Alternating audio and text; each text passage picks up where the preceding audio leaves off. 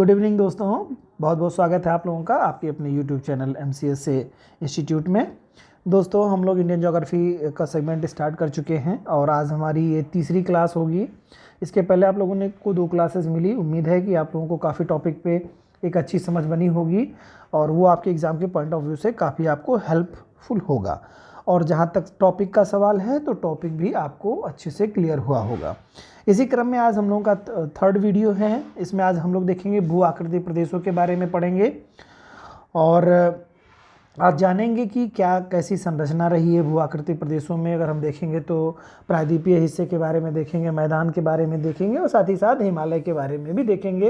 यानी कि 3 महत्वपूर्ण हिस्से पड़ते हैं, पर्वतीय क्षेत्र, मैदानी क्षेत्र और पठारी क्षेत्र भारत के, उनके बारे में आज हम लोग जानने वाले हैं। उम्मीद करता हूँ कि इससे आपकी एक टॉपिक पर एक अच्छी समझ भी बनेगी और साथ ही साथ एग्ज़ाम के पॉइंट ऑफ व्यू से भी आपको काफ़ी उपयोगी सिद्ध होने वाला है। आइए दोस्तों स्टार्ट करते हैं क्वेश्चंस की श्रृंखला को और देखते हैं कि क्या प्रश्न आज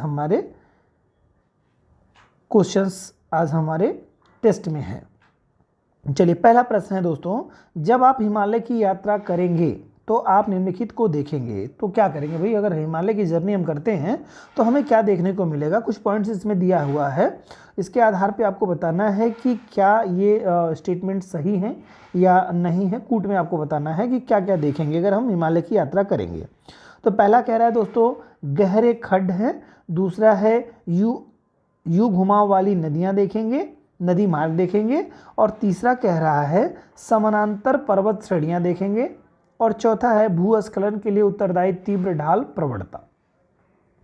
तो बताइए इन चारों में से क्या क्या आपको देखने को मिलेगा। बहुत ही सरल प्रश्न है, आसानी से अगर आपने जरा सा भी इसमें दिमाग लगाएंगे तो 100% सब प्रश्न को आप कर ले जाएंगे। देखिए पहली चीज़ तो ये देखिए, ये जो गहरे गड्ढे लिखा है इसका मतलब होता है गार्ज। ठीक है, गार्ज। तो गहरे गार्ज मिलेंगे आपको, ये बिल्कुल सही है दोस्तों। आपने पढ़ा होगा तो आपने देखा होगा, बहुत सारे गार्जों के बारे में देखा होगा। सिंधु नदी गार्ज बना करके आती है, ब्रह्मपुत्र नदी अपना गार्ज बनाती है। क्या उनके गार्जों के नाम क्या है दोस्तों? अगर आप मेहनत करना चाहते हैं तो आप हमको कमेंट बॉक्स में लिख दीजिए कि ब्रह्मपुत्र नदी कौन से गार्ज बना करके भारत में एंट्री करती है और सिंधु नदी कौन सा गार्ज बना करके भारत में एंट्री करती है। चलिए, तो ये तो बिल्कुल सही आपका हो गया। दूसरा है यू घुमाव वाली नदियाँ, नदी मार्ग आपने देखा होगा। 100% आपने नदी मार्गों को देखा होगा दोस्तों, 100% नदी मार्ग को देखा होगा कि आपने जो टीवी वगैरह में देखा होगा तो वहाँ पर जब ऊपर से पिक्चराइज करते हैं तो वहाँ पर जो जाने की जर्नी होती है कुछ इस तरह से ही रोड बने होते हैं, नदियाँ इसी के बीच बीच से बह रही होती हैं। ठीक है, तो यू आकार घुमाव वाली नदियों मार्ग दिखने को मिलते हैं, 100% ये सही है आपका। फिर कह रहा है समानांतर पर्वत श्रेणियाँ जो देखने को मिलती है, बिल्कुल एक श्रेणी के समानांतर दूसरी श्रेणी भी देखने को आपको मिलती है, तो ये भी आपका बिल्कुल सही आपका है। और चौथा है भूस्खलन के लिए उत्तरदायी तीव्र ढाल प्रवणता देखने को मिलती है, तो ये भी बिल्कुल है। भूस्खलन के लिए तीव्र ढाल प्रवणता देखते हैं आप, जो सड़कों के आसपास आप जो भी उत्तराखंड और हिमाचल प्रदेश के बारे में दिखाता है, तो लैंडस्लाइड जो होते हैं वो वहाँ पर जो गाड़ियाँ गुजरती हैं, आप लोगों ने उनके बारे में अच्छी तरीके से देखा होगा कि तीव्र ढाल प्रवणता वहाँ पर देखने को मिलती है। तो ये चारों चीज़ें आपको दोस्तों हिमालय की जब जर्नी करेंगे तो देखने को आपको मिलती है। ठीक है, तो आगे क्या कह रहा है, उपयुक्त में से कौन से हिमालय के तरुण वलित पर्वत यानी नवीन वलित पर्वत के साक्ष्य कहे जा सकते हैं। तो इनमें से कौन से नवीन वलित पर्वत के साक्ष्य कहे जा सकते हैं दोस्तों, ये आपको जवाब यहाँ पर देना होगा। ठीक है, तो देखिए ये जो सारी चीज़ें चारों दिखी ये तो देखने को मिलते हैं आपको, तो ये नवीन वलित पर्वत के उदाहरण कौन से हैं? तो ये सभी हैं दोस्तों, ये सभी आपके नवीन वलित पर्वत के उदाहरण ही हैं, क्योंकि हिमालय खुद अपने आप में नवीन वलित पर्वत ही है आपका, तो ये सभी उसके उदाहरण होंगे। तो ये ऑप्शन 4 राइट हो जाएगा आपका। अगला प्रश्न आपका है कि कथन है हिमालय पर्वत श्रृंखला में प्रायः मलबा अवधान एवं भूस्खलन की घटनाएं घटित होती हैं। तो ये स्टेटमेंट कथन आपका है, तो कथन कैसा है, सही है या गलत है, ये आपको देखना है आपको। दूसरा कह रहा है आपका कारण में हिमालय की तुलना में तमिलनाडु, कर्नाटक एवं केरल की सीमा बनाता हुआ नीलगिरी और पश्चिमी घाट के किनारे और पश्चिमी घाट अपेक्षाकृत विवर्तनिक दृष्टि से अधिक अस्थायी हैं। यानी कि यहाँ पर कहने का मतलब विवर्तनिक घटनाएं ज़्यादा होती हैं, अस्थायी, और बहुत नरम शैलों से निर्मित है। तो क्या भाई पश्चिमी घाट के बारे में या प्रायद्वीपीय पठार के बारे में ये स्टेटमेंट आपको सही लग रहा है? चलिए जवाब दीजिए दोनों का। तो 100% ये गलत स्टेटमेंट है दोस्तों, ये अस्थायी नहीं बल्कि अस्थायी हैं, ये अस्थायी हो जाएंगे। और बहुत नरम नहीं बल्कि कठोर होंगे, तो ये गलत आपका स्टेटमेंट है। पहला जो आपका स्टेटमेंट था, हिमालय पर्वत श्रृंखला में प्रायः मलबा अवधान एवं भूस्खलन की घटनाएं घटित तो होती हैं। जी हाँ, बिल्कुल सही है, ये मलबा अवधान होता है, रास्ते में आकर के डिपॉजिट जमा हो जाता है और भूस्खलन की घटनाएं बड़े पैमाने पर हिमालय पर्वत श्रृंखला में देखने को मिलती है। ये आपका पहला सही है, तो इस प्रकार इसका जवाब आपका होगा कि पहला सही और दूसरा गलत का जवाब होगा। ठीक है दोस्तों, तो option C is right answer हो जाएगा आपका। अगला है दोस्तों, भूवैज्ञानिक संरचना व शैल समूह की विभिन्नता के आधार पर भारत को किन किन भूवैज्ञानिक खंडों में विभाजित किया जाता है जो भौतिक लक्षणों पर आधारित हैं। ठीक है, तो यही आपको जवाब देना है। बहुत ही आसान प्रश्न ये भी है, तो जवाब दीजिए। चलिए, पहला कह रहा है प्रायद्वीपीय खंड क्या भारत में देखने को ऐसा मिलता है? क्या कह रहा है यहाँ पर फिर से एक बार जरा आप देख लेंगे तो आपको बिल्कुल कॉन्फिडेंस आ जाएगा। क्या कह रहा है? भूवैज्ञानिक संरचना शैल समूह की विभिन्नता के आधार पर भारत को किन किन भूवैज्ञानिक खंडों में विभाजित किया जा सकता है। तो जैसे मैंने अभी प्रश्न की स्टार्टिंग में ही बताया था, भारत के 3 खंड आपको बेसिकली देखने को मिलते हैं आसानी से। एक तो हिमालयी खंड हो जाता है, जो कि पर्वतीय खंड के रूप में आप उसको जानते हैं। फिर आपका मैदानी हिस्सा बीच में पड़ जाता है, उत्तर का विशाल मैदानी हिस्सा, और फिर इसके बाद प्रायद्वीपीय हिस्सा पड़ता है। तो वो बातें चीज़ें हैं। तो पहले चीज़ देखने को क्या मिलेगी आपको? प्रायद्वीपीय खंड देखने को मिलेगा, बिल्कुल देखने को मिलेगा दोस्तों। हिमालय और अन्य अतिरिक्त प्रायद्वीपीय पर्वतमालाएं, तो बिल्कुल ये देखने को मिलेंगी, सही है। ये भी आपका खंड आपका यहाँ पर बिल्कुल सही जा रहा है।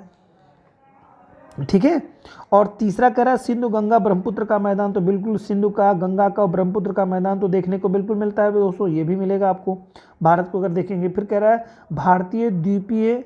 भारतीय द्वीप समूह तो नहीं देखने को मिलेगा भाई, ऐसी तो कोई संरचना देखने को नहीं मिलती है, तो ये आपका यहाँ पर गलत हो जाएगा। बाकी तो सभी सही हो जाएंगे दोस्तों। तो इस हिसाब से पहला दूसरा तीसरा का ऑप्शन यहाँ कूट में देना है, तो पहला दूसरा और तीसरे का ऑप्शन जो थर्ड में दे रहा है यही राइट आंसर हो जाएगा आपका। चलिए अगला दोस्तों है, निम्नलिखित में से कौन से क्षेत्र प्रायद्वीपीय खंड के भाग हैं? अब प्रायद्वीपीय खंड यानी कि आपका जो दक्षिण का प्रायद्वीपीय पठार है उसके बारे में कह रहा है। प्रायद्वीपीय खंड के हिस्से कौन कौन से हैं ये आपको बताना है। तो कार्बी एलांग का पठार, तो पिछला वीडियो जिसने देखा होगा उसको पता होगा कार्बी एलांग का पठार कहाँ पे आपका पड़ रहा है। ठीक है, कमेंट बॉक्स में लिख सकते हैं आप कि कार्बी एलांग का पठार कहाँ पर है दोस्तों। जल्दी से जवाब दीजिएगा हमको, कार्बी एलांग का पठार जो है आपका कहाँ पर पड़ रहा है ये। दूसरा आप देखिए, ये तो सही है, बिल्कुल इसके अंतर्गत आता है। दूसरा है अरावली पर्वत श्रृंखला एवं थार का मरुस्थल, तो क्या ये प्रायद्वीपीय हिस्से के अंतर्गत आता है कि नहीं आता है ये बताना है आपको। फिर कह रहा है मेघालय का पठार, ये आता है कि नहीं आता है। फिर कह रहा है छोटा नागपुर का पठार, ये भी आता है कि नहीं प्रायद्वीपीय खंड के अंतर्गत। और तीसरा कह रहा है मिजो श्रेणी, मतलब पांचवा कह रहा है मिजो श्रेणी। तो बताइए कौन कौन सा आता है जो प्रायद्वीपीय खंड के अंतर्गत आता है। तो आप एक बहुत अच्छी तरीके से समझ लीजिए दोस्तों कि कार्बी एलांग का पठार ये भी आपका आता है प्रायद्वीपीय पठार के अंतर्गत, और अरावली पर्वत श्रेणी और थार का मरुस्थलीय क्षेत्र जो हो सकता है आपके दिमाग में बैठ रहा हो कि थार का मरुस्थलीय क्षेत्र नहीं आएगा, जी नहीं, बिल्कुल ये प्रायद्वीपीय हिस्से के अंतर्गत ही आ जाता है। और फिर मेघालय का पठार तो आप जानते हैं कि ये पूर्वोत्तर में इसका विस्तार है, ये तो सही आपका पड़ता है। सॉरी दोस्तों।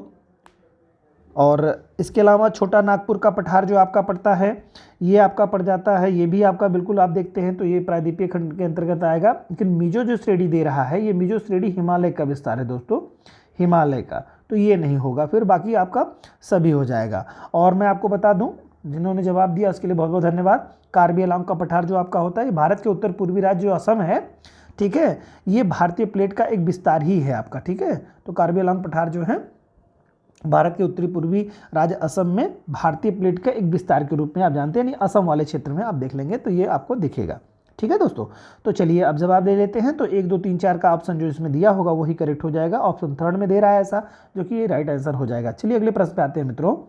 अगला प्रश्न है दोस्तों, कह रहा है प्रायद्वीपीय भारत भारतीय प्रायद्वीप क्षेत्र के संदर्भ में नीचे दिए गए कथनों में से कौन सा कथन सत्य है। किसके बारे में कह रहा है दोस्तों, प्रायद्वीपीय भारत के बारे में कौन सा स्टेटमेंट यहाँ पर आपका सही है, ये आपको बताना है। पहला कह रहा है दोस्तों, प्रायद्वीपीय खंड की उत्तरी सीमा कटी फटी है, यानी कि ऊपर का जो हिस्सा है वो कटा फिटा है। क्या ये बिल्कुल सही है या गलत है, आपको बताना है, क्योंकि यहाँ पर शब्द यूज कर दिया है सत्य बताना है। तो क्या ये सही है, जवाब दीजिए फट से। दूसरा कह रहा है, प्रायद्वीपीय पश्चिम बंगाल में मालदा भ्रंश उत्तर पूर्वी भारत में स्थित मेघालय व कार्बी आंगलांग पठार को छोटा नागपुर पठार से अलग करता है। देखिए यहाँ पर आपको जवाब मिल गया, जो मैंने भी कार्बी आंगलांग पठार के बारे में आपको बताया था। मेघालय और कार्बी आंगलांग पठार को छोटा नागपुर पठार से, ठीक है, छोटा नागपुर पठार से अलग करता है। तो कह रहा है मालदा गैप जो जानते हैं ना, ये जो आपका पश्चिम बंगाल का ये जो हिस्सा पड़ता है मैदानी, जहाँ से गंगा ब्रह्मपुत्र नदी निकलती है, यही वाला जो हिस्सा है वो क्या कहलाता है, मालदा गैप के नाम से या मालदा भ्रंश के नाम से जाना जाता है। ये मैदानी हिस्सा है। इसके बाद अगर देखेंगे इधर छोटा नागपुर पठार पड़ जाता है आपका, और उधर मेघालय का पठार पड़ जाता है, ठीक है। तो ही मेघालय का पठार जो है, यानी प्रायद्वीपीय पठार का ये एक तरह से कहिए निम्न भूमि पड़ जाती है मालदा गैप आपकी, ठीक है। ओके, तो कह रहा है पश्चिम बंगाल में मालदा भ्रंश उत्तर पूर्वी भाग में स्थित मेघालय व कार्बी आंगलांग पठार को छोटा नागपुर पठार से अलग करता है। जी हाँ, बिल्कुल सही कह रहा है, ये छोटा नागपुर पठार से अलग करता है। अगला दोस्तों इसमें दे रहा है कि प्रायद्वीपीय पठार कम ऊंची पहाड़ियों एवं चौड़ी घाटियों से बना हुआ है। तो बिल्कुल सही है दोस्तों, ये कम ऊंची चोटियां यहाँ पर हैं, ठीक है, चौड़ी घाटियों से बना है, ठीक है, एक चौड़ी घाटियां हैं और ऊंचाई इनकी कम है, हिमालय की अपेक्षा बहुत कम है, ठीक है। तो ये भी आपका सही है। इस प्रकार से प्रायद्वीपीय पठार के बारे में तीनों स्टेटमेंट करेक्ट गए आपके। तो उपरोक्त में से सभी का ऑप्शन है, कोई 1 2 3 का नहीं दिया है, उपरोक्त सभी का दिया है, तो ये चौथा ऑप्शन राइट हो जाएगा यहाँ पे दोस्तों। उम्मीद है दोस्तों कि आपको ये प्रश्न अच्छे से समझ में आ रहे होंगे और आपकी समझ को विकसित कर रहे होंगे। तो दोस्तों ऐसे मेहनत करते रहिए, एक दिन ज़रूर ऐसा आएगा कि जिस दिन आपको एक सब्जेक्ट पे अच्छी पकड़ बन जाएगी और आपको एग्जाम में इस तरह के प्रश्न आपको आसानी से संभवतः यही मिल जाएं या इससे कुछ मिलते जुलते प्रश्न आपको एग्जाम में मिलेंगे, ज़रूर से ज़रूर मिलेंगे। अगला है दोस्तों, हिमालय पर्वत श्रृंखला के संदर्भ में नीचे दिए गए कथनों पर विचार कीजिए। ये आपको विचार करना है, किसके बारे में विचार करना है, जरा देख लीजिएगा, हिमालय पर्वत श्रृंखला के बारे में विचार करना है। पहला कह रहा है, हिमालय पर्वत श्रृंखला की भूवैज्ञानिक संरचना तरुण, दुर्बल एवं लचीली है। चलिए बताइए सही है कि गलत है।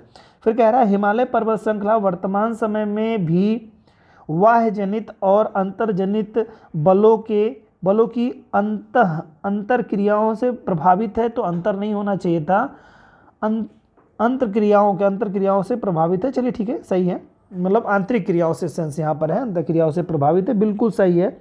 तो ज़रा इसको देख लीजिए, बिल्कुल ये नया तरुण पर्वत है, नया पर्वत है, लचीला है, इसमें कोई डाउट नहीं दोस्तों, हिमालय के बारे में बिल्कुल करेक्ट बात कह रहा है। और वाह्यजनित और अंतर्जनित बलों के प्रभाव से बिल्कुल है। जो आप देखते हैं 2 प्लेटें यानी यूरेशियाई प्लेट और इंडियन प्लेट टकराने के कारण से, जो चूंकि इंडियन प्लेट भारी प्लेट है और ये महासागरीय महाद्वीपीय व्यवहार की प्लेट है, इसका हिस्सा यूरेशियाई प्लेट के नीचे टकराने से धंस जाने के कारण से यहाँ पर आप देखते हैं तो नीचे जो आपका ये जो चट्टानें हैं ये पिघलती हैं और ये रेडियोएक्टिव तत्वों का निर्माण करती हैं, यानी कि एथनोस्फीयर जो आपका मंडल है वो आपका वो मैग्मा वाला जो हिस्सा है, यह मैग्मे का निर्माण कर देते हैं। और ये दोनों प्लेटें जो आपकी हैं ये रचनात्मक प्लेट किनारे पड़ते हैं ये, और रचनात्मक प्लेट किनारे के कारण से ऐसी घटनाएं जरूर से जरूर होने लगती। तो आंतरिक बल भी कार्य करता है, क्योंकि प्लूम का निर्माण होता है जब ये चट्टानें गलती हैं वहाँ पे, और वो स्ट्रोक करती हैं। चूँकि स्ट्रोक करती हैं तो हिमालय चूँकि काफ़ी मोटी परत पड़ती है तो वो दरारें बना करके ऊपर निकल तो नहीं पाता है, लेकिन उसको झटके देता रहता है और उस कारण से भूकंप आते रहते हैं। और ऊपर जैसा कि वो तरुण अवस्था में है, इस नाते जो वाह्यजनित बल है वो उस पर एक तरह से कहिए कि लैंडस्लाइड वगैरह बड़े पैमाने पे होती रहती है। तो ये दोनों स्टेटमेंट करेक्ट है आपके। चलिए दोस्तों, तो दोनों कथन सही हो गए, तो ऑप्शन यहाँ पर आपका हो जाएगा, 3rd इज राइट आंसर हो जाएगा आपका। क्लियर है? चलिए अगले प्रश्न पे आ जाते हैं दोस्तों। प्रश्न अगला कह रहा है, हिमालय पर्वत अभी भी युवावस्था में है, इसका प्रमाण क्या है? बिल्कुल बताइए, युवावस्था की क्या पहचान है पर्वतों के बारे में? गार्ज का निर्माण होता है यहाँ पर, क्या ये सही है आपका? वी आकार की घाटी, नदियां जो बनाती हैं, क्षिप्रिका और जलप्रपात। तो जरा देख लीजिएगा, जो गार्ज का निर्माण करते हैं निश्चित तौर से युवावस्था का परिचय होता है। वी आकार की घाटियां ज़्यादातर हिमालय में देखने को मिलेंगी, ये युवावस्था का बिल्कुल परिचायक है। क्षिप्रिका जो है ये भी आपका परिचायक है, और जलप्रपात तो आप झरने जानते हैं। क्षिप्रिकाएँ क्या होती हैं? जब नदी जो है हिमालय क्षेत्र से निकलती है और इसका ढाल काफ़ी तीव्र रहता है, वहाँ पर जो तीव्र ढाल पे नदी का जो प्रवाह होता है, वो जो संरचना होती है वही क्षिप्रिका कहलाती है दोस्तों। ठीक है, तो क्षिप्रिकाएँ होती हैं और जलप्रपात इस तरह से आप जानते हैं, झरने को जलप्रपात कहा जाता है। तो चारों संरचनाएं आपको हिमालय में युवावस्था के प्रमाण के लिए जो है ये साक्ष्य हैं। तो उपयुक्त सभी आपका ऑप्शन यहाँ पर हो जाएगा, चौथा करेक्ट आंसर आपका हो जाएगा। अगला प्रश्न है दोस्तों, नीचे दिए गए कथनों पर विचार कीजिए। ठीक है, विचार कर लेते हैं। आइए, क्या कह रहे हैं ये भाई साहब? कह रहे हैं कि हिमालय पर्वत श्रृंखला का विस्तार पश्चिम पूर्व दिशा में सतलज नदी से लेकर के ब्रह्मपुत्र नदी के बीच में है। ये क्या स्टेटमेंट आपका सही आ रहा है? कह रहे हैं हिमालय पर्वत श्रृंखला का विस्तार पश्चिम पूर्व दिशा में सतलज नदी से लेकर ब्रह्मपुत्र नदी तक है। तो ये आपको स्टेटमेंट बताना है कि ये क्या स्टेटमेंट सही है। तो देख लीजिए जरा सा, अगर देखेंगे तो सिंधु नदी तक होना चाहिए था, लेकिन सतलज कह रहा है तो भी गलत नहीं है ये। ठीक है, सतलज कह रहा है तो भी चीज़ें यहाँ पर जो है, लेकिन एक तरह से अगर आप देख लीजिए पूरा हिमालय पर्वत श्रृंखला के बारे में कह रहा है ना, कि पूरी बातें कह रहा है। इसमें पूछा प्रश्न में क्या है, सत्य या असत्य पूछा है। कथनों पर विचार कीजिए, नीचे दिया होगा। इसमें असत्य बताना है दोस्तों, तो इसमें बताना है कौन सा असत्य है। तो देखिए जरा सा इसको आप समझिएगा, ये जो सतलज नदी है, जैसे अगर आप हिमालय की बात करें पूरा ऐसे से हिमालय को आप समझ लीजिए, तो ब्रह्मपुत्र नदी ऐसे जाती है आपकी, सतलज नदी बीच से जाती है, और फिर सिंधु नदी है आपका, दोस्तों सिंधु नदी, और ये सतलज है, और ये आपकी ब्रह्मपुत्र है, ब्रह्मपुत्र।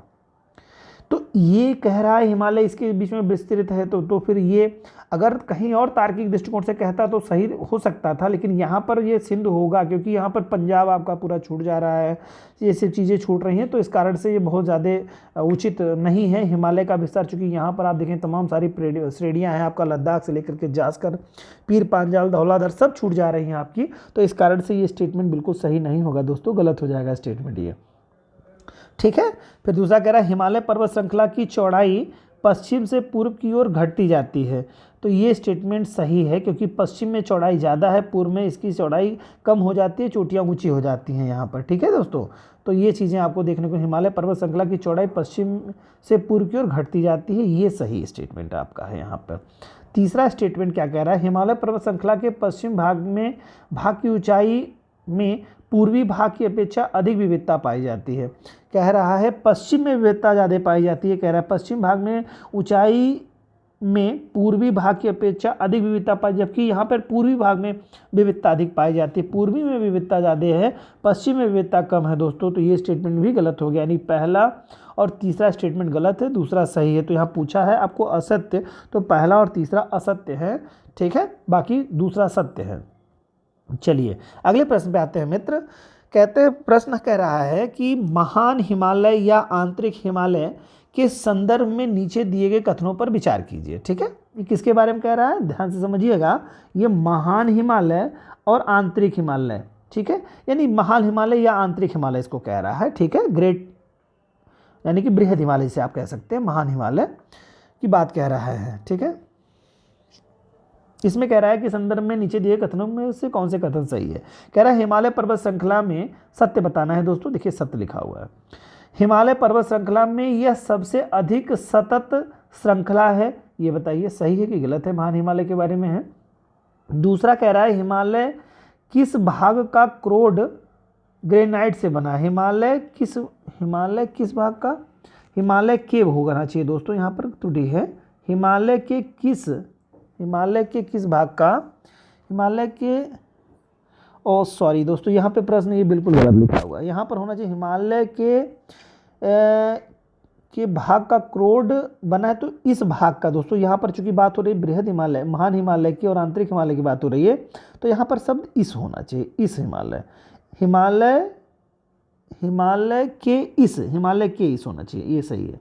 हिमालय के इस भाग का क्रोड ग्रेनाइट से बना है, ये कहना चाह रहे हैं ये।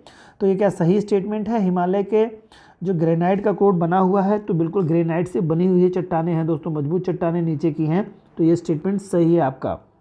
पहला क्या था, पर्वतों की श्रृंखला में यह सबसे अधिक सतत है, बिल्कुल ये भी स्टेटमेंट सही है आपका।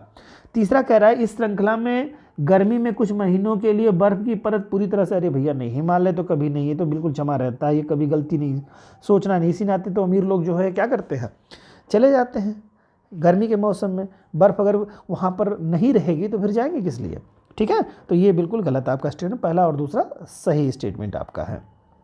आप लोग भी जब ट्रेनिंग करेंगे यूपीएससी की, तो यहाँ जाने का आपको अवसर मिलेगा, ट्रेनिंग वहीं ही होगी आपकी, ठीक है, मसूरी में, ठीक है। तो मौज करेंगे आप मसूरी की, बशर्ते मेहनत थोड़ी सी कर लीजिए, तो फिर उसका लाभ आपको मिलने वाला है ना। चलिए आइए अगले प्रश्न पे आते हैं दोस्तों।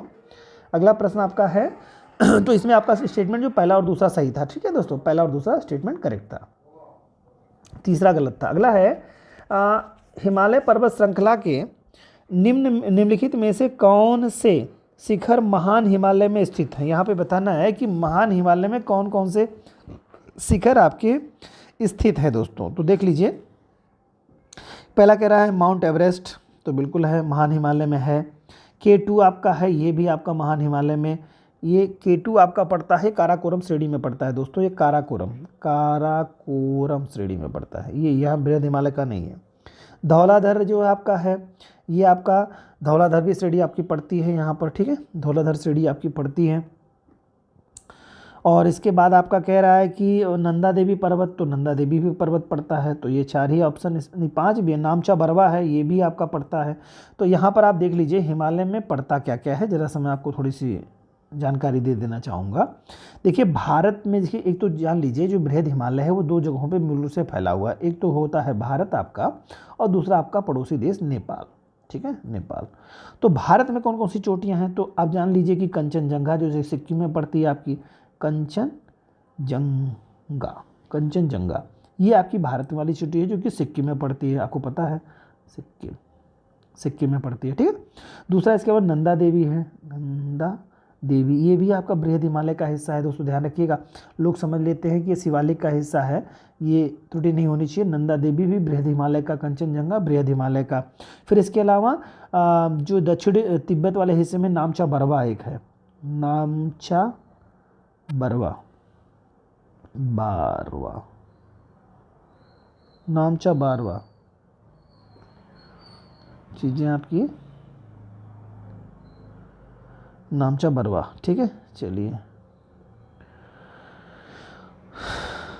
जस्ट मिनट दोस्तों, मैंने बताया था आपको, तो ये 3 चोटियाँ मैंने बताई थी, आपको याद होगा कि नामचा बरवा है, नंदा देवी और कंचनजंगा जो कि भारत में पड़ती है। नेपाल वाले के बारे में बात कर लेते हैं, तो माउंट एवरेस्ट दोस्तों, माउंट एवरेस्ट, ठीक है, ये माउंट एवरेस्ट के बारे में आप जानते हैं, ये पड़ती है नेपाल में। इसके वाले अलावा पड़ती है मकालू, ठीक है, धौलाधर, ठीक है, धौलाधर या धौलागिरी इसको कहते हैं, ठीक है। देखिए एक बात, हाँ थोड़ा सोचिएगा दोस्तों, ये धौलाधर जो श्रेणी है, ये धौलागिरी दोनों अलग चोटियाँ हैं दोस्तों। तो यहाँ बृहद हिमालय की बात हो रही है, सॉरी, तो धौलागिरी जो है ये यहाँ पड़ेगी आपकी, ठीक है, बृहद हिमालय में। इसके अलावा अन्नपूर्णा है, ठीक है, और इसके अलावा क्या है, गुरला, मानधाता का नाम सुने होंगे, मानधाता। तो ये चीज़ें पड़ती कहाँ पर है आपकी, नेपाल में पड़ती हैं, ठीक है दोस्तों। तो माउंट एवरेस्ट, मकालू, धौलागिरी, अन्नपूर्णा और गुरला, मानधाता, ठीक है, ये आपकी नेपाल में पड़ती हैं। ये सब कैसी हैं चोटियाँ हैं, सब बृहद हिमालय की। और सबसे ऊंची चोटी जानते हैं माउंट एवरेस्ट पड़ती है जो कि नेपाल में पड़ती है। भारत की सबसे ऊंची चोटी जो है वो कंचनजंगा है, मतलब जो है इस हिमालय की बात करेंगे तो कंचनजंगा। भारत की सबसे ऊंची चोटी करेंगे तो K2 हो जाएगी जो कि काराकोरम श्रेणी में स्थित है। क्लियर। चलिए अगले प्रश्न पे आते हैं दोस्तों। तो यहाँ से आपने देख लिया कि इसमें गलत कौन सा है आपका, केवल K2 को छोड़ करके 1, 3, 4 और 5 ये बिल्कुल ऑप्शन जो होगा वही होगा, ठीक है। दूसरा छोड़ के 1, 3, 4 और 5 यानी कि ऑप्शन 3 राइट आंसर हो जाएगा आपका। चलिए अगले प्रश्न पे आते हैं। निम्नलिखित में से कौन सी विशेषताएं मध्य हिमालय या लघु हिमालय पर्वत श्रृंखला की हैं। तो यहाँ पर आपको अभी तो बृहद की बात हो रही थी, अब मध्य हिमालय में हम लोग आ चुके हैं, ठीक है। मध्य हिमालय या लघु हिमालय की विशेषताएं हम लोगों को देखनी है दोस्तों, ठीक है। इसमें आपको क्या कह रहा है, यह हिमालय पर्वत श्रृंखला सबसे अधिक असतत है, यानी कि डिसकंटिन्यूटी इसमें है, ये ऐसा बताना चाह रहे हैं, तो क्या है, असतत है, यानी कि रेगुलर रूटीन वे में नहीं है, ये मध्य हिमालय की बात कर रहा है। चलिए बताइएगा जवाब, मैं जवाब अभी नहीं दूंगा, आप बताइए पहले।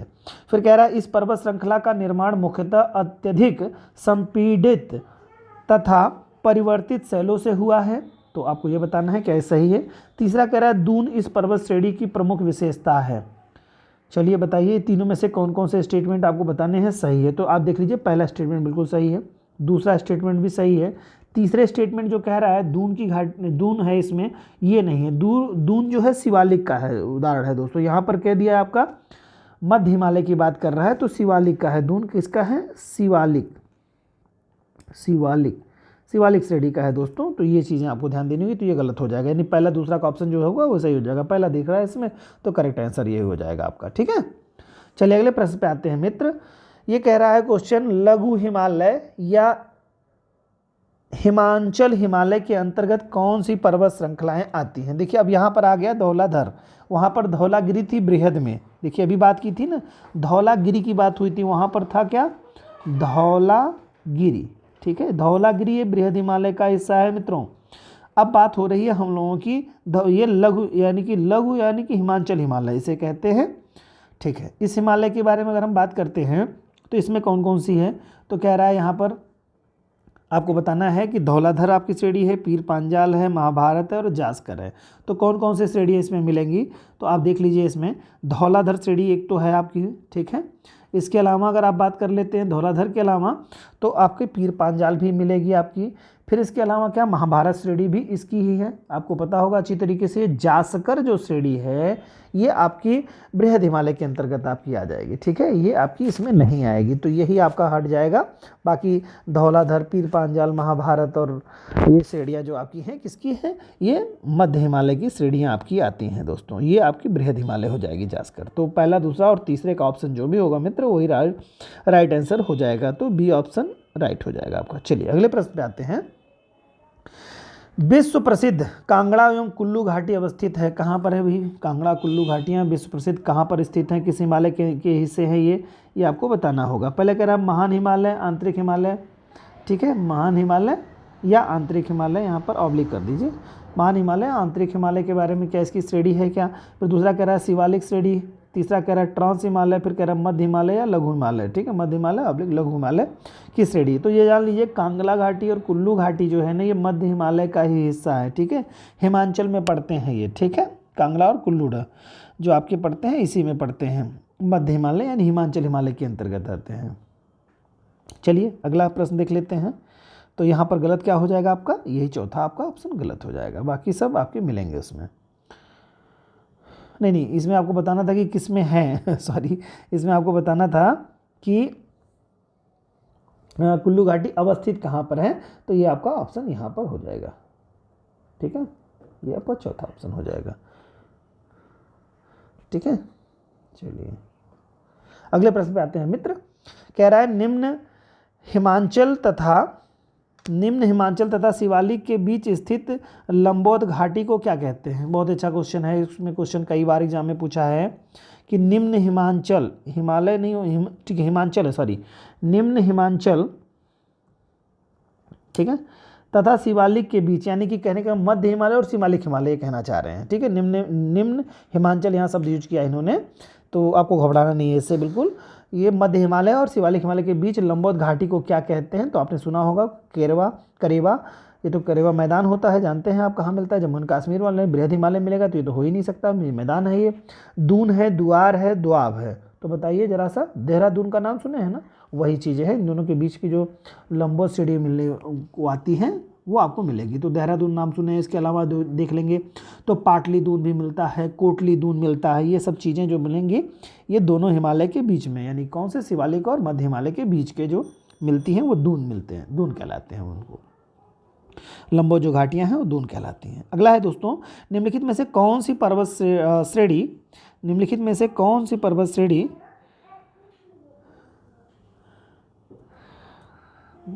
कश्मीर हिमालय के अंतर्गत आती है। तो कश्मीर हिमालय के अंतर्गत आपको बताना है कि कौन सी श्रेणी आपकी कश्मीर हिमालय के अंतर्गत आ रही है। पहला कह रहा है दोस्तों काराकोरम श्रेणी, लद्दाख श्रेणी, जास्कर श्रेणी, पीर पांचाल श्रेणी। तो इसमें से कौन सी श्रेणी जो है जो आती है आपकी बृहद हिमालय के अंदर, कश्मीर हिमालय, यानी कि एक तरह से कहिए बृहद हिमालय के अंतर्गत कश्मीर हिमालय आती है। तो ये सभी श्रेणियाँ दोस्तों कश्मीर हिमालय के अंतर्गत आती हैं। आपका इसमें से कुछ सोचना नहीं है आपको है। काराकोरम, लद्दाख, जास्कर और पीर पांचाल, ये सभी श्रेणियाँ आपकी कश्मीर हिमालय के अंतर्गत आती हैं। तो इसमें ऑप्शन आपका जो भी होगा उस उपयुक्त सभी वाला यही करेक्ट हो जाएगा। चलिए अगले प्रश्न पे आते हैं दोस्त। कह रहे हैं निम्नलिखित में कौन सुमेलित है। ये आपको यहाँ पे सुमेलित बताना है कि कौन सा सुमेलित है। पहला कह रहा है बृहद हिमालय जो जिला दर्रा, क्या ये सही है? तो आपको कूट में बताना है, देखिए नीचे कूट दिख रहा है। फिर कह रहा है पीर पांचाल बनिहाल, ठीक है।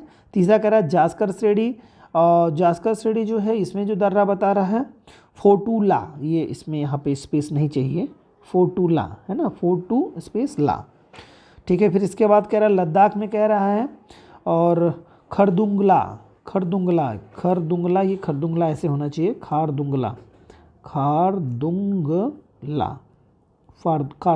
ऐसे रहेगा दोस्तों। तो ये भी है। तो दोस्तों यहाँ पर जितने भी ऑप्शन आपको दिए गए हैं सभी करेक्ट किए गए हैं। मैंने आपको पहले अपने वीडियो अगर हमारे देखते होंगे तो उसमें हमने बताया है कि मैं कोशिश करता हूँ कि कोई भी कूट गलत ना लिखा रहे, जिससे कि आपको याद करने में आसानी हो जाए, क्योंकि दिमाग में आपको वही बात एक फीड हो जाती है कि गलत था और कौन सा सही था, तो वो कंफ्यूज रहते हैं। तो यहाँ सीधे लिख देने में इस तरह के प्रश्नों में हम कोशिश यही करते हैं कि सारे प्रश्न ऑलमोस्ट सही लिखे जाएँ, सभी सही है, ऐसा हम लोग करते हैं। तो सभी आपका यहाँ करेक्ट हो जाएगा दोस्तों, उपयुक्त सभी, चौथा ऑप्शन करेक्ट हो जाएगा। चलिए अगले प्रश्न पे आते हैं। कह रहा है हिमालय की तीनों मुख्य पर्वत श्रृंखलाएं बृहद हिमालय, लघु हिमालय और शिवालिक श्रेणियां हिमालय के किस खंड में अवस्थित हैं। हिमालय के किस खंड में स्थित हैं आपका, ये आपको बताना है कि कश्मीर हिमालय के अंतर्गत, फिर कह रहा है दार्जिलिंग और सिक्किम हिमालय के अंतर्गत, तीसरा कह रहा है आपका हिमाचल और उत्तराखंड हिमालय के अंतर्गत, और चौथा कह रहा है अरुणाचल हिमालय के अंतर्गत। तो देखो जरा भाई, कश्मीर हिमालय के अंतर्गत तो बृहद हिमालय ही केवल पड़ता है, तो ये तो गलत हो जाएगा, नहीं हो सकता।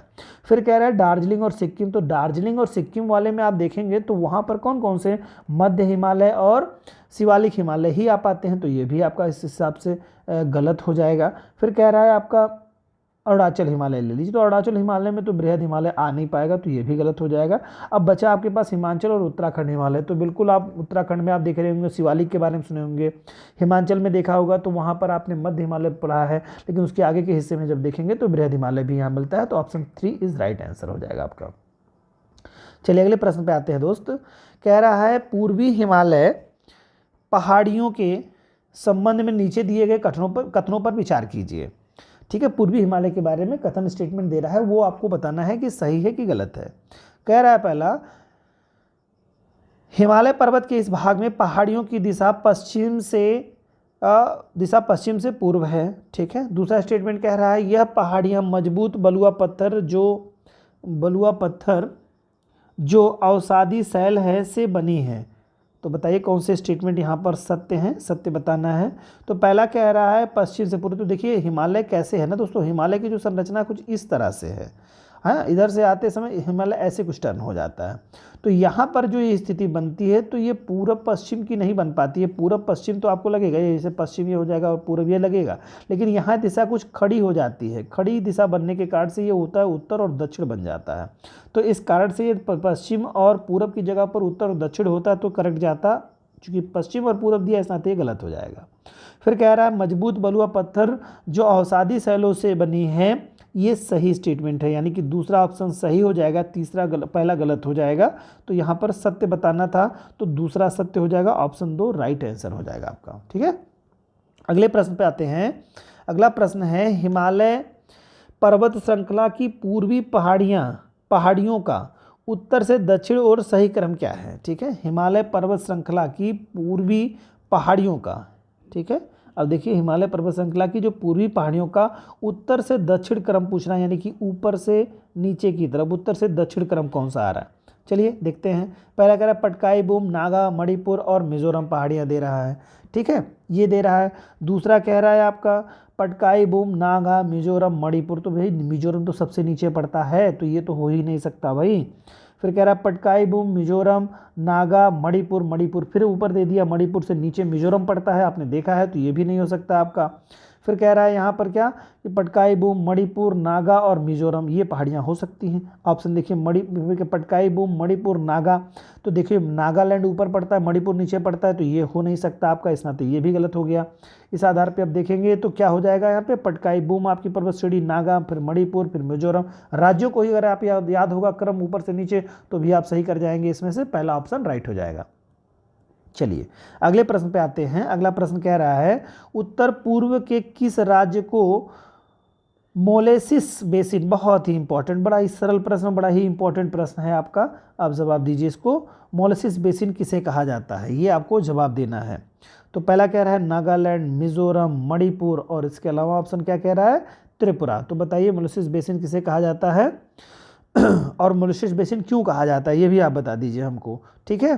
तो चलिए बता देते हैं हम आपको जवाब कि ये मिजोरम जो है ना, मिजोरम को जो है मोलेसिस बेसिन कहा जाता है, और ये जो है मृदुल और असंगठित चट्टानों से मिलकर के बना हुआ है, ठीक है दोस्तों। तो आपको मोलेसिस बेसिन के बारे में आज पता चल गया होगा, जो बच्चे नहीं जानते थे उनको भी जानकारी हो गई होगी, और जो जानते थे उन्होंने सही जवाब दे दिया होगा। चलिए अगले प्रश्न पे आते हैं। उत्तरी मैदान के संदर्भ में नीचे दिए गए कथनों पर विचार कीजिए। उत्तरी मैदान के संदर्भ में कौन सा जो है कथन करेक्ट है, सही है। पहला कह रहा है उत्तरी मैदान मूलतः एक भू आकृतिक गर्त है, ठीक है। उत्तरी मैदान के बारे में कह रहा है भू आकृतिक गर्त है, ये स्टेटमेंट बताना है उत्तरी मैदान कैसा है। और उत्तरी मैदान मतलब यानी कि हिमालय क्षेत्र हो गया ये, इसके बाद मैदान हो गया, इसके बाद पठार हो गया, तो दोनों के बीच में भैया क्या बढ़ेगा, गर्त नहीं हो जाएगा क्या, गड्ढा नहीं दिखता आपको, दिखेगा बिल्कुल। नदियाँ सब यहीं से बहती हैं, नदियाँ कहाँ से बहेंगी, गड्ढे में, जहाँ नीचे होगा वहीं जाएंगी, तो बिल्कुल ये सही स्टेटमेंट आपका होगा। फिर कह रहा है ये मैदान लेटरल नहीं भाई, लेटरल दोमट मिट्टी से बनी हुई है, पीट मिट्टी मृदा से बनी हुई है, ये तो आप केरला के तट पे पहुंच गए, तो गलत हो जाएगा आपका ये स्टेटमेंट। पहला सही है दोस्तों, तो आंसर बिल्कुल ये सब जबानी प्रश्न है, सब आप लोग आसानी से कर ले रहे होंगे। चलिए दोस्तों अगले प्रश्न पे आते हैं। निम्नलिखित में से कौन सुमेलित नहीं है, ये आपको बता देना है। यहाँ पर सुमेलित नहीं है ये आपको देखना है। यहाँ पर ऑप्शन है अन्नपूर्णा उत्तराखंड, ये दे रहा है, क्या ये सुमेलित है कि नहीं सुमेलित है, आपको बताना है। नंदा देवी जो है सॉरी अन्नपूर्णा जो आपका कह रहा है उत्तराखंड, ये कह रहा है अन्नपूर्णा उत्तराखंड दे रहा है और उसके अलावा फिर कह रहा है कंचनजंगा सिक्किम कह रहा है, फिर कह रहा है मकालू नेपाल कह रहा है। तो आपको बताना होगा कि क्या स्टेटमेंट ये सही हैं सभी कि नहीं सही हैं आपका, ठीक है। तो अन्नपूर्णा आपका उत्तराखंड में नहीं है, बल्कि ये नेपाल में पड़ता है आपका, नेपाल में, ठीक है, नेपाल में। बाकी सभी आपके कंचनजंगा जो है सिक्किम, ये तो बिल्कुल आपको मालूम है। मकालू अभी पिछले वाले क्वेश्चन के जवाब में मैंने बताया नेपाल पड़ता है, तो यही आपका एक गलत दिया हुआ था, जो कि पहला गलत था और बाकी सभी करेक्ट आपके जवाब दिए गए हैं, ठीक है दोस्तों। चलिए इसका कोड भी नहीं दिया गया है, कोई बात नहीं है। चलिए अगले प्रश्न पे आते हैं कि पंजाब के मैदान का निर्माण किन नदियों के द्वारा होता है। पंजाब का मैदान किन नदियों के द्वारा बना हुआ है, ये आपको बताना है। बहुत ही आसान अच्छा प्रश्न है। पहला कह रहा है सिंधु, कह रहा है झेलम, चिनाब, रावी, ब्यास और सतलज। फिर कह रहा है सोन और चिनाब, रावी, ब्यास और सतलज, तो सोन तो बिल्कुल वहाँ है ही नहीं, तो ये गलत हो जाएगा आपका। सिंधु, झेलम, घग्गर, चिनाब, रावी और सतलज ये कह रहा है। सिंधु, झेलम, घग्गर जो कह रहा है सरस्वती नदी वहाँ नहीं बहती है, ये भी गलत हो जाएगा।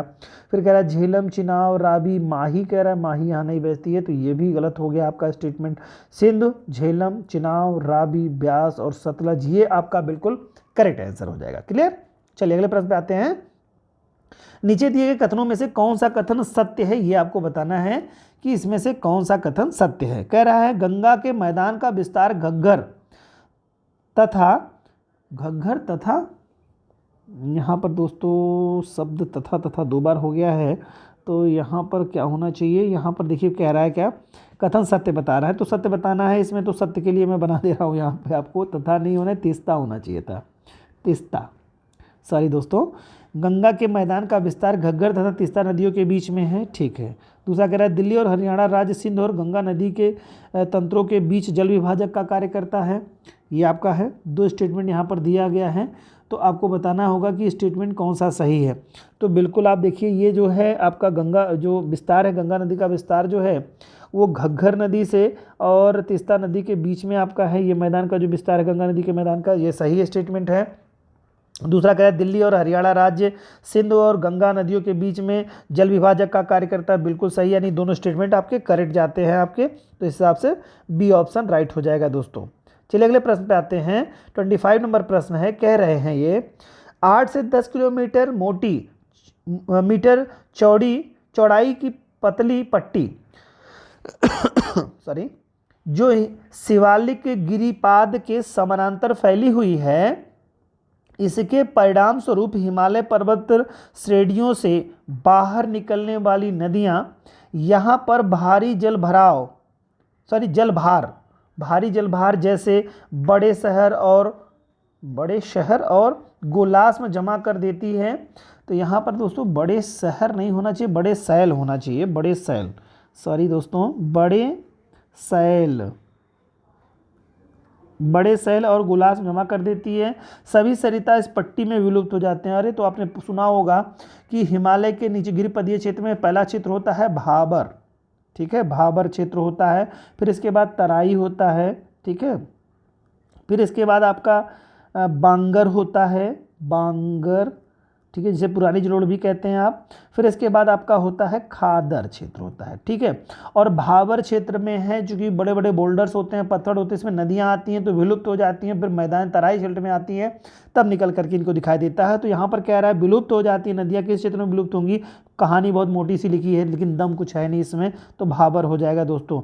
ज़रूर से डरिए ना, बड़े प्रश्नों को देख करके बिल्कुल डरिए ना, क्योंकि डरेंगे तो फिर काम कैसे बनेगा, तो इसके लिए आपको देखना होगा, तो भाबर क्षेत्र हो जाएगा, ठीक है, भाबर क्षेत्र। चलिए अगले प्रश्न पे आते हैं दोस्तों। उत्तरी मैदान के संदर्भ में निम्नलिखित में से कौन सा कथन सत्य है। उत्तरी मैदान के बारे में आपको बताना है कि कौन से स्टेटमेंट आपके सही इसमें दिए गए हैं, ठीक है। कह रहा है उत्तरी मैदान का सबसे अधिक भाग पुरानी जलोढ़ मृदा से बना हुआ है। चलिए ये स्टेटमेंट सही है कि गलत है। दूसरा है उत्तरी मैदान में बांगर क्षेत्र की मृदा में चूनेदार निक्षेप के पाए जाते हैं, चूनेदार निक्षेप पाए जाते हैं, के नहीं दोस्तों, चूनेदार निक्षेप पाए जाते हैं, ये सही है। फिर कह रहा है उत्तरी मैदान में बाढ़ वाले मैदानों में नए एवं युवा निक्षेप को खादर कहा जाता है। जी हाँ, सबसे ज़्यादा जो क्षेत्र पाया जाता है पुरानी जलोढ़ वाले क्षेत्र में पाया जाता है। जो भी आप देखेंगे जितना भी पश्चिमी उत्तर प्रदेश का हिस्सा आता है सब इसके अंतर्गत आ जाता है लगभग करीब में, ठीक है। तो स्टेटमेंट पहला सही हो जा रहा है, दूसरा भी आपका करेक्ट आंसर है और तीसरा भी आपका बिल्कुल सही दे रहा है यहाँ पर, तो तीनों ऑप्शन बिल्कुल करेक्ट हैं दोस्तों। तो इस हिसाब से आपका चौथा ऑप्शन राइट हो जाएगा। चलिए 27 नंबर प्रश्न पे आते हैं। कह रहे हैं ये प्रायद्वीपीय पठार से संबंधित नीचे दिए गए कथनों पर विचार आप करना है, आपको प्रायद्वीपीय भारत के बारे में बताना है, कौन से स्टेटमेंट यहाँ पर असत्य हैं ये बताना है। देखिए शब्द यहाँ असत्य यूज किया गया है। कह रहा है इस पठारी भाग में सकरी तथा गहरी खाइयाँ पाई जाती हैं। तो जरा सा आप बता दीजिए कि ये स्टेटमेंट यहाँ पर आपको बताना है, असत्य स्टेटमेंट बताना है, ठीक है। तो बताइए बहुत गहरी खाई तो नहीं मिलेगा भाई, प्रायद्वीपीय पठार में बहुत गहरी खाई का तो कोई मतलब नहीं है दोस्तों। दूसरा कह रहा है यहाँ की पहाड़ियाँ गोलाकार हैं, बिल्कुल सही है, ये गोलाकार पहाड़ियाँ यहाँ भारत की प्राचीनतम और स्थिर भूभागों में से एक है, बिल्कुल सही है। तो यहाँ पर जो कह रहा है सकरी और गहरी खाइयाँ नहीं बल्कि चौड़ी खाइयाँ मिलती हैं यहाँ पर, ये गलत स्टेटमेंट है, पहला स्टेटमेंट गलत है, असत्य पूछा भी था तो दोनों सही हैं, दूसरा तीसरा पहला गलत हो जाएगा, तो ऑप्शन पहला आपका करेक्ट हो जाएगा दोस्तों। अगला 28 नंबर प्रश्न है प्रायद्वीपीय पठार की सीमा निर्धारण से संबंधित नीचे दिए गए कथनों में से कौन सुमेलित नहीं है। तो आपको बताना है कि सुमेलित नहीं कर रहा है कौन सा, ये किसके बारे में, प्रायद्वीपीय पठार की जो सीमा बना रहा है उसमें से सुमेलित नहीं है, ठीक है। तो कह रहा है उत्तर पश्चिम सीमा जो है दिल्ली कटक बनाता है, ये कहना चाह रहा है, तो इसमें सही है कि गलत है। दूसरा कह रहा है पूर्वी सीमा राजमहल की पहाड़ियाँ बनाता है, ठीक है। तीसरा कह रहा है आपका पश्चिमी सीमा महादेव पहाड़ियाँ कह रहा है, महादेव श्रेणी कह रहा है। चौथा कह रहा है दक्षिणी कॉर्डमम कह रहा है, दक्षिणी सीमा। तो देखिए उत्तरी सीमा जो दोस्तों है उत्तर पश्चिमी सीमा दिल्ली कटक जो बनाता है, ये सही स्टेटमेंट दे रहा है। पूर्वी सीमा राजमहल की पहाड़ियाँ जो कि आपका बिहार आप देख रहे हो, बिहार के जो उत्तरी हिस्से में बन रहा है उत्तर पूर्व हिस्से में, तो ये भी बिल्कुल सही है। दक्षिण में कार्डमम की पहाड़ियाँ हैं, बिल्कुल ये दक्षिणी सीमा बना रहा है, ये भी सही है। महादेव पहाड़ी चूँकि बीच में पड़ती है तो महादेव पहाड़ी नहीं बना पाती है, इसका करती है ये हिस्सा नहीं बना पाती है, ठीक है दोस्तों। और पश्चिमी हिस्से की बात अगर हम लोग कर लें तो पश्चिमी हिस्से में आपको गिरी की पहाड़ियाँ इसका सीमा बनाती हैं, गिरी की पहाड़ियाँ, गिरी, ठीक है। गुजरात में गिरी के जंगलों के बारे में सुना होगा, गुजरात में पड़ती हैं, ये पश्चिमी सीमा आपका बनाती हैं। महादेव पहाड़ियाँ मध्य में पड़ती है, ये सीमा नहीं बनाती है, तो इस हिसाब से ये गलत हो जाएगा आपका, तो ये सुमेलित नहीं है तीसरा, बाकी सभी सुमेलित हैं। चलिए 29 प्रश्न पे आते हैं। कह रहे हैं ये निम्नलिखित में से कौन से पठार प्रायद्वीपीय पठार के भाग हैं। प्रायद्वीपीय पठार के भाग बताने हैं दोस्तों। बहुत ही अच्छा, बेहतरीन, शानदार प्रश्न है, इससे प्रायद्वीपीय पठार की आपकी अच्छी खासी समझ बन जाएगी। पहला कह रहा है पलामू का पठार, दूसरा कह रहा है मालवा का पठार, तीसरा कोयम्बटूर का पठार, चौथा कर्नाटक का पठार, पांचवा मेघालय का पठार। जरा बताइए इसमें से कौन सा पठार ऐसा है जो प्रायद्वीपीय पठार का हिस्सा नहीं है। सभी हैं, पलामू का पठार भी इसी का ही हिस्सा है दोस्तों, मालवा का पठार है ही, कोयम्बटूर भी है, कर्नाटक है और मेघालय, सभी पठार जो है प्रायद्वीपीय पठार के हिस्से हैं। तो प्रयुक्त में से सभी जवाब आपके आ जाएंगे। आप लोग बता सकते हैं हमको ये पठार कहाँ पड़ते हैं, इसका जवाब आप लोग हमको दे दीजिएगा। वीडियो बड़ा हो जा रहा है, नहीं तो मैं अभी आपको जवाब देता दोस्तों। आप इतना काम करिए, ढूंढ के बताइए ये पठार कहाँ किस राज्य में पड़ रहे हैं। चलिए अगले प्रश्न पे आते हैं, और आज आपका लास्ट प्रश्न है, जवाब इसका भी दीजिए आप लोग। निम्नलिखित में से कौन कौन से प्राकृतिक स्थलाकृतियाँ प्रायद्वीपीय पठार में पाए जाते हैं, कौन कौन सी स्थितियाँ स्थलाकृतियाँ प्रायद्वीपीय पठार में पाई जाती हैं, ये आपको बताना है। पहला कह रहा है आपका टार की संरचना पाई जाती है क्या, फिर कह रहा है ब्लॉक पर्वत, फिर कह रहा है पर्वत स्कंद पाए जाते हैं क्या, फिर कह रहा है छत्रक चट्टानें, फिर नग्न चट्टानों की संरचना। इसमें से आपको बताना है कि कौन से पठार पाए जाते हैं, मतलब कौन सी संरचना प्रायद्वीपीय पठार में पाई जाती है। तो टर की संरचना भी पाई जाती है, फिर इसके बाद ब्लॉक पर्वत भी पाया जाता है, और पर्वत स्कंद भी पाए जाते हैं, नग्न चट्टानें भी पाई जाती है। छत्रक जो है ना, ये रेगिस्तानी क्षेत्रों में पाया जाता है, तो ये नहीं पाया जाता, बाकी सभी पाए जाते हैं।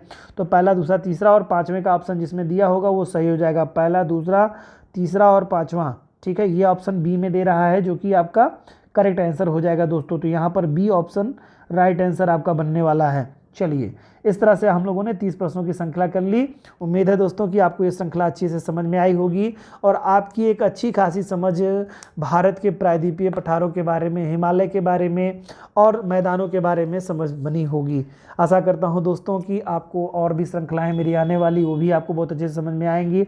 आप लोग ऐसे ही अपना साथ और अपना प्यार हमारे चैनल के साथ बनाए रखिए। हम लोग नेक्स्ट वीडियो में आपसे मिलते हैं, तब तक अपना खूब ख्याल रखिए, रिविज़न करते रहिए। जय हिंद दोस्तों।